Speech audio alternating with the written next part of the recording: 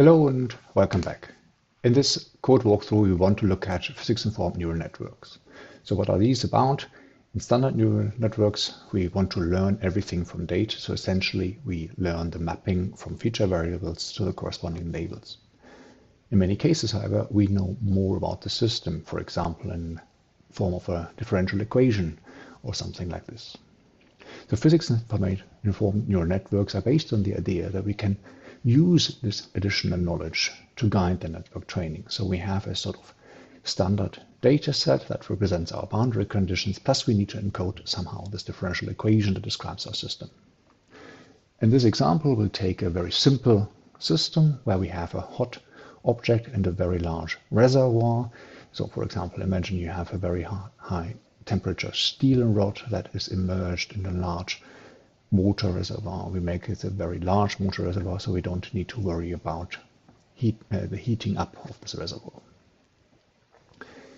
This is then described by a very simple differential equation. Of course, we could solve this analytically because it is so simple, but now we want to show how we can build a physics-informed neural network out of this. We use the PyTorch framework for this. Here are the necessary setup. If we have a graphics card, then we will run on the graphics card. Here's our general setup. So we start with the reservoir temperature at 298 Kelvin and say that while the starting temperature is 250 Kelvin higher than the reservoir temperature. And then we plot a theory curve on 1,000 points and we generate 10 data points. So our functional description, essentially our differential equation, is quite simple. So this is the analytical solution to this. This is what we use to generate the theory curve that we want to compare to. In order to train a physics-informed neural network, we set up a very small neural network. And here we have the general setup, and the interesting part happens here. This is how we define our network, and essentially we have a number of hidden units that we add, and we make this flexible. So we have a list of how many units you want to have, and then we have as a parameter the nodes in each layer. We add a ReLU as an activation function, and now we have a sequential model out of that, and the output layer is a linear layer. And the forward part is as usual. We have our layers and propagate the data through this one. And then we have the output layer. This transforms it back to what we want to work with. And then there are some nifty functions to convert this to PyTorch tensor from a NumPy format. And we also encode in the scikit-learn way the fit and predict method. This is essentially the training loop, the standard training loop that we have in PyTorch. So we put the model into train mode and then iterate over a number of epochs, reset the optimizer, call the forward part, calculate the loss function, and then if we have a physics-informed loss, we add this to the data loss. And then we perform the further backpropagation on the optimizer and so on. And the predict method is then essentially just the forward path, and then we, as I said, we do this to keep in line with the scikit-learn interface.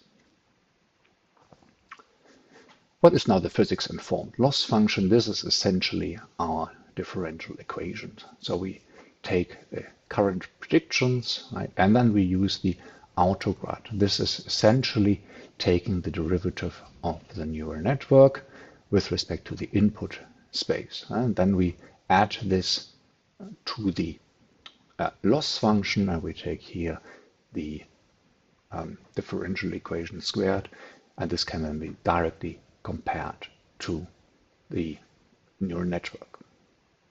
Let's generate some data. As you said, we have only 10 data points, so we generate this here, and we have a theory curve. This is the solution to the differential equation, and get temperature what we had at the beginning. And then we have 10 data points, and we visualize this here. So this is the whole solution space that we want to mimic.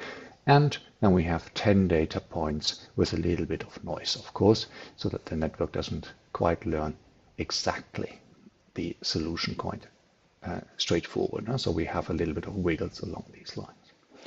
And then we train neural networks. First, we start with a plain model that doesn't have any physics-informed neural network part. So we take a standard neural network, right? And we take a few layers to go with this and train it. And here you can see the behavior of the loss function as we go through a number of iterations. And then we do the same, but now we add the physics loss to it, but otherwise it's exactly the same model. And then we compare those two. We can also overlay them, and you can see that in the beginning, those two behave exactly the same. And then with the physics loss, it behaves a bit different.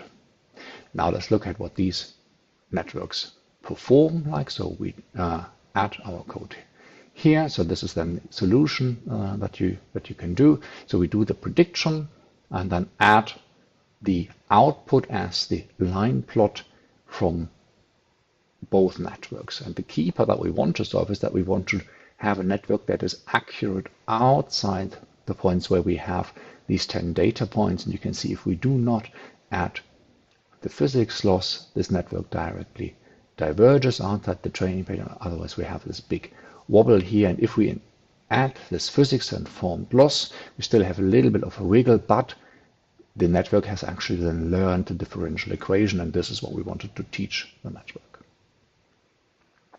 Now, if you want, you can try this yourself, and then you can add a little bit how you want to vary this and how you want to play with the values and use different regimes or change the seeds and so on, and see how the network behaves.